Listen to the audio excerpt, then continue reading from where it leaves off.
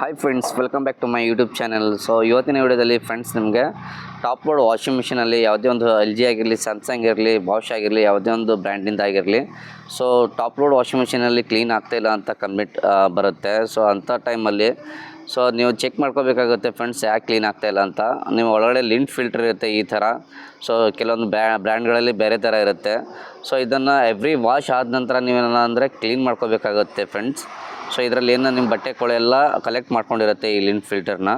So ಕಂಪಲ್ಸರಿಯಾಗಿ ನೀವು every wash ಆದ ನಂತರ ಬ್ರಷ್ನಿಂದ ಕ್ಲೀನ್ ಮಾಡ್ಕೋಬೇಕು. ಪ್ಲಸ್ ಮತ್ತು ಇದನ್ನು ಆ್ಯಸ್ ಯೂಸ್ವಲ್ ರಿಫಿಕ್ಸ್ ಮಾಡ್ಕೊಂಡ್ಬಿಟ್ಟು ಸೊ ಮತ್ತು ನೀವು ಟಬ್ ಕ್ಲೀನ್ ಕೂಡ ಮಾಡ್ಕೋಬೇಕಾಗುತ್ತೆ ಫ್ರೆಂಡ್ಸ್.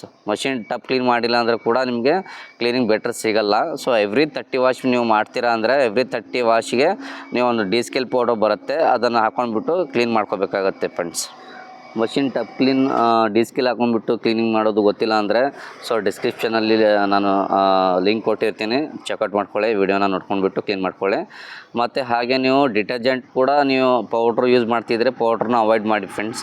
ಯಾಕಂದರೆ ಪೌಡ್ರ್ ಯೂಸ್ ಮಾಡೋದ್ರಿಂದ ಕೆಲವೊಂದು ಟೈಮಲ್ಲಿ ಮಿಕ್ಸಪ್ ಆಗಿರಲ್ಲ ನೀರಲ್ಲಿ. ಸೊ ಹಾಗಾಗಿ ನಿಮಗೆ ವಾಶ್ ಕ್ವಾಲಿಟಿ ಚೆನ್ನಾಗಿ ಸಿಗೋಲ್ಲ. ಸೊ ಅದಕ್ಕಾಗಿ ಅದನ್ನು ಪೌಡ್ರ್ ಬಿಟ್ಟು ನೀವು ಲಿಕ್ವಿಡ್ ಯೂಸ್ ಮಾಡಿದ್ರೆ ಬೆಟ್ರ್ ವಾಶ್ ಕ್ವಾಲಿಟಿ ಸಿಗುತ್ತೆ ಅಂತ ಹೇಳ್ಬೋದು. ಈ ಒಂದು ವಿಡಿಯೋ ಇಷ್ಟ ಆಯಿತು ಅಂದರೆ ಲೈಕ್ ಮಾಡಿ, ಶೇರ್ ಮಾಡಿ, ಸಬ್ಸ್ಕ್ರೈಬ್ ಮಾಡಿ ಚಾನಲ್ನ ಫ್ರೆಂಡ್ಸ್.